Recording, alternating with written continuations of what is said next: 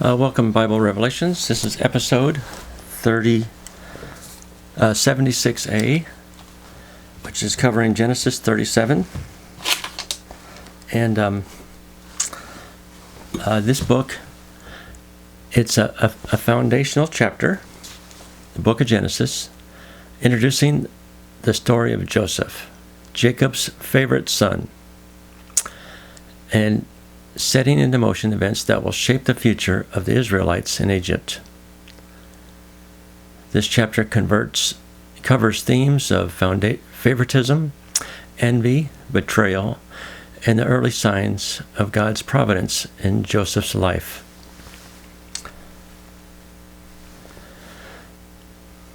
Joseph's favoritism and family tensions. The chapter begins by highlighting the special relationship between Joseph and his father. His father is Jacob. And Jacob is also was named Israel by God. Jacob openly favors Joseph, the son he had when he was very old. And he's the first child of his beloved wife, Rachel. Rachel's a very special lady. And by giving him a coat of many colors, it's often seen as a symbol of status. This display of favoritism causes deep resentment and jealousy among Joseph's 10 older brothers, setting the stage for conflict. Now, not enough is mentioned about Rachel.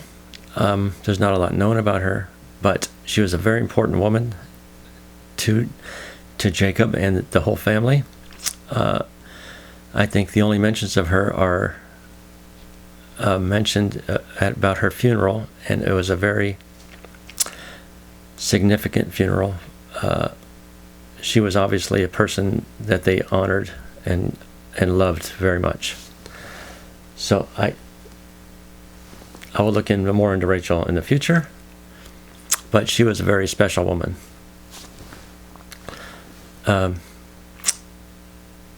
Part 2 of Genesis 37 is Joseph has dreams. Joseph, at 17 years old, shares 2 prophetic dreams with his family. In the first dream, he and his brothers are binding sheaves of grain, and the brothers' sheaves bow down to his.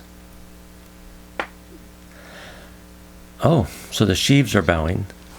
In the second dream, the sun, moon, and 11 stars bow down to him. These dreams suggest that Joseph will have a position of authority over his family. However, instead of inspiring admiration, they intensify his brothers' hatred and jealousy as they see Joseph's dreams as delusions of grandeur.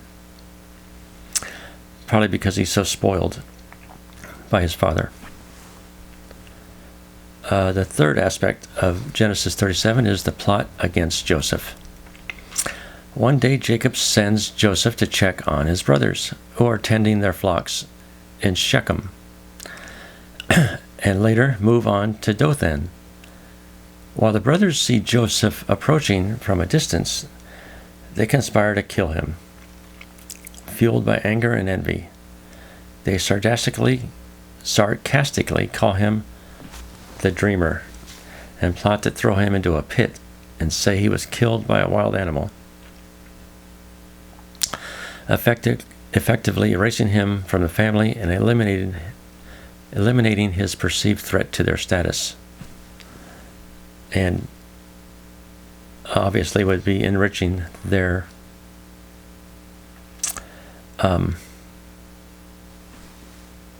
wealth upon their father's death. They would get a bigger share of the inheritance. Reuben's attempt to rescue Joseph. Reuben, the eldest brother, suggests an alternative plan to spare Joseph's life. Rather than kill him, he proposes that they throw Joseph into an empty cistern, hoping to rescue him later and return him to their father. However, Reuben's plan is interrupted when he leaves the scene and the other brothers proceed without him. The fifth part of Genesis 37 is Joseph was then sold into slavery. While Reuben is away, a caravan of Ishmaelite traders approaches, headed to Egypt. Judah suggests that instead of killing Joseph, they could profit by selling him as a slave. The brothers agree and sell Joseph to the Ishmaelites for 20 pieces of silver. This act of betrayal forever changes Joseph's life, as he is taken to Egypt, where he will eventually rise to power under the Pharaoh. The sixth part of chapter 30, Genesis 37 is the deception of Jacob.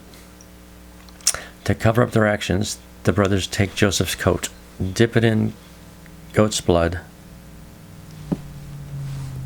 and present it to their father, Jacob. They imply that a wild animal has killed Joseph. Heartbroken, Jacob believes their story and mourns deeply for his son, refusing to be comforted. The chapter closes with Jacob's intense sorrow, believing he will go to his grave grieving Joseph's loss.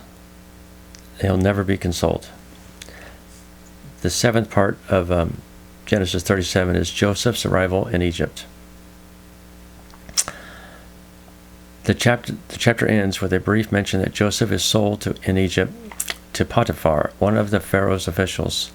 This subtle conclusion hints at the unfolding story of Joseph's journey in Egypt, which will see him overcome adversity and fulfill the prophetic dreams he shared with his family. Joseph is a very righteous, stand-up, truthful, honest, and has integrity and honor. So, in many cases around the world, if you have integrity and honor and are truthful, you will be rewarded, because a person of power likes to have that around them. This can happen in any situation.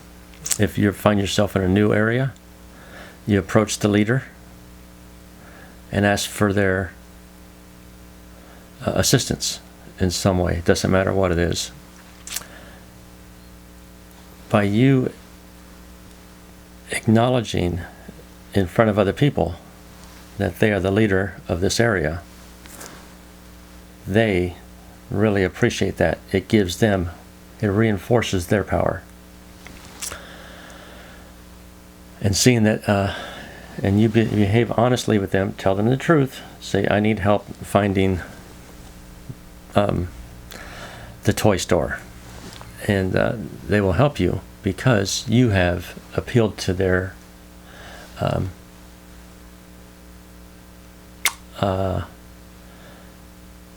ego, and you've acknowledged their authority in this area. So Joseph is an honorable person, and in some little way, this benefits him in that he's honorable, ethical, and has lots of integrity and respects authority. So he arrives in Egypt, and he's sold to Potiphar, and unfolding the story of Joseph's journey, which will see him overcome adversity and fulfill the prophetic dreams he shared in his family. This Genesis 37 introduces the tensions within Jacob's family, spurned by favoritism and rivalry, and shows how Joseph's path diverges due to his brother's betrayal.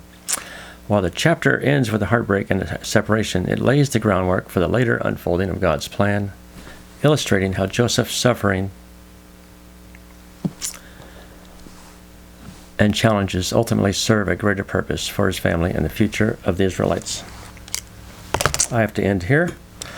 Thank you very much for tuning in, and we'll start with Genesis 37 next week. God bless you.